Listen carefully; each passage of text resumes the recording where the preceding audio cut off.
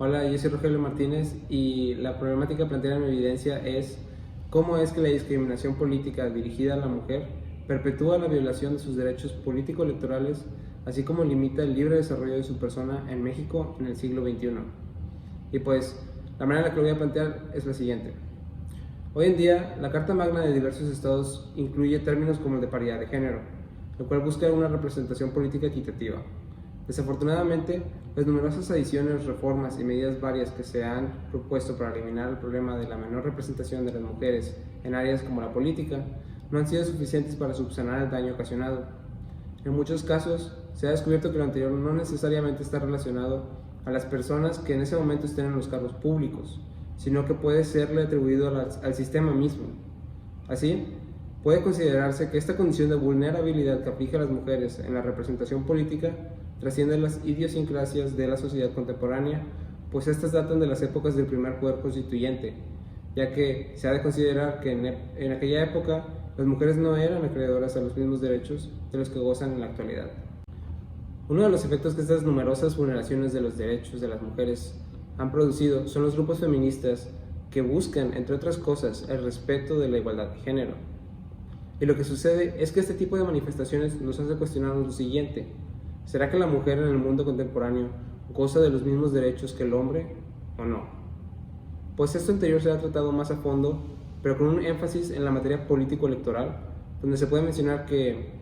en la actualidad, la Constitución Política de los Estados Unidos Mexicanos establece que los partidos políticos deberán respetar el principio de paridad de género en materia electoral, pero esto no siempre fue así. Principalmente, dicha adición es resultado de la reforma constitucional del 2014 en materia de paridad de género, que surgió después de observar que, aun siendo más del 51% de la población total del país, las mujeres solo eran acreedoras a un 30% de los lugares en el Congreso. Claramente, este mismo supuesto indicaba que un 70% de los lugares estaban ocupados por hombres. Y es importante resaltar que los precedentes más importantes del caso no solo son los que hablan de la paridad de género, pues en los últimos años también existieron otras reformas importantes en materia de derechos humanos. Una de estas es la que corresponde a la contradicción de tesis 293 del 2011, que dio paso a la reforma constitucional en materia de derechos humanos de la parte dogmática de la Constitución en el año 2011. Más que nada, la importancia de la mención de esta reforma es que a través de ella se implementaron principios como es el principio pro persona y la interpretación conforme, mismos que aluden a que sea obligatorio para los juristas buscar soluciones que mejor protejan a la persona, incluso aunque tuvieran que sobreponer a los tratados internacionales ante todo lo demás, incluido la Constitución. Y es que yendo incluso más atrás en el tiempo, podemos contemplar que al redactarse la Constitución de 1917, los legisladores pasaron por alto las demandas de las mujeres y no establecieron su derecho al sufragio. No fue hasta 1945, año en que la Organización de las Naciones Unidas instituyó el Día Internacional de la Mujer, que durante la presidencia de Miguel Alemán se reforma el artículo 115 constitucional para reconocer el derecho al voto de la mujer mexicana, siendo esta una de las reformas más trascendentes en la misma materia.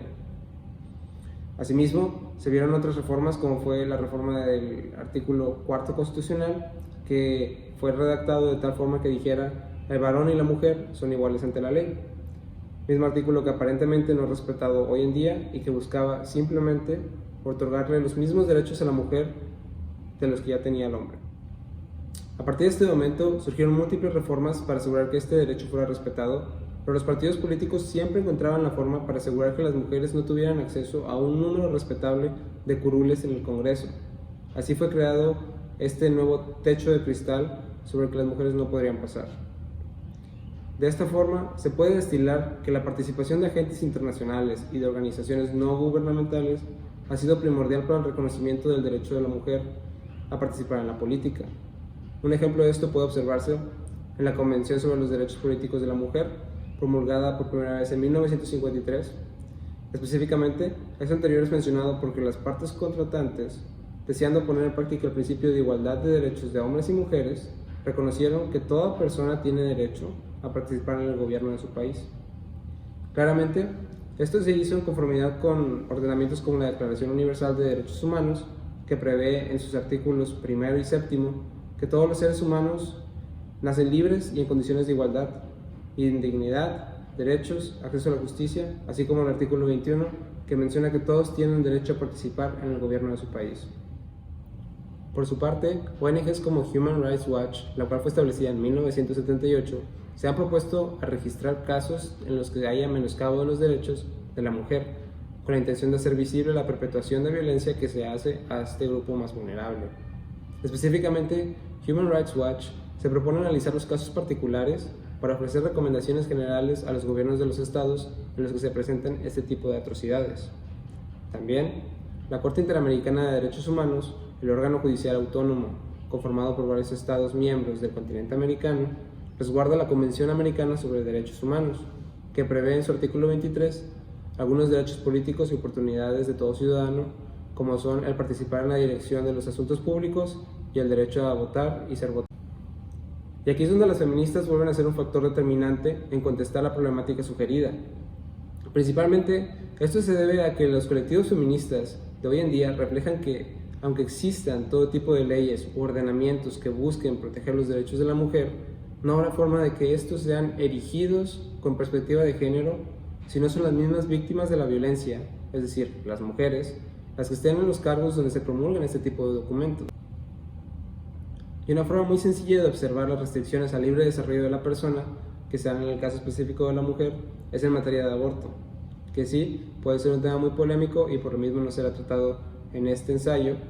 pero lo que sí se mencionará es que hasta la fecha, los colectivos feministas siguen surgiendo, y digo siguen porque ya han hecho manifestación en momentos claves en la antigüedad y lo siguen haciendo hoy en día. Por ejemplo, el Frente Único Pro Derechos de la Mujer, el cual tuvo entre sus dirigentes a la mismísima Frida Kahlo,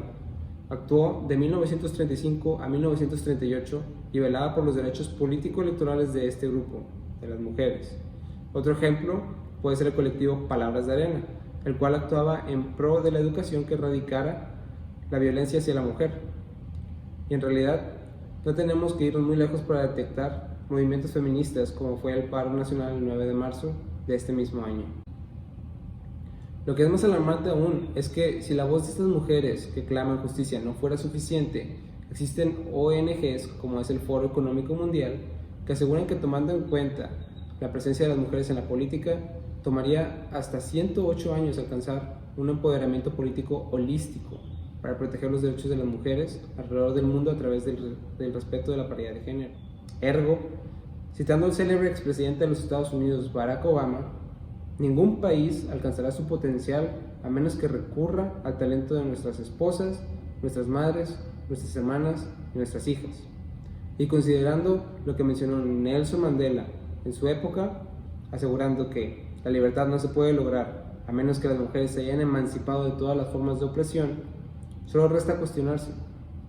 ¿cómo podrán las mujeres colaborar en la institución de este tipo de países si no se erradican primero las disparidades que les impiden manifestar su voz, sin la necesidad de recurrir a colectivos como los que se ven en el marco internacional, los cuales se encuentran luchando por el respeto de derechos que deberían de haber sido reconocidos per se hace mucho tiempo? Esto pues, a final de cuentas, se puede deducir que la discriminación política dirigida hacia la mujer es perpetuada a través de la mera omisión en la aplicación de aquellas disposiciones ya existentes en el ámbito nacional e internacional, pues esta misma refleja la falta de cultura que aflige a aquellos encargados de asegurar que la justicia sea impartida como debe ser.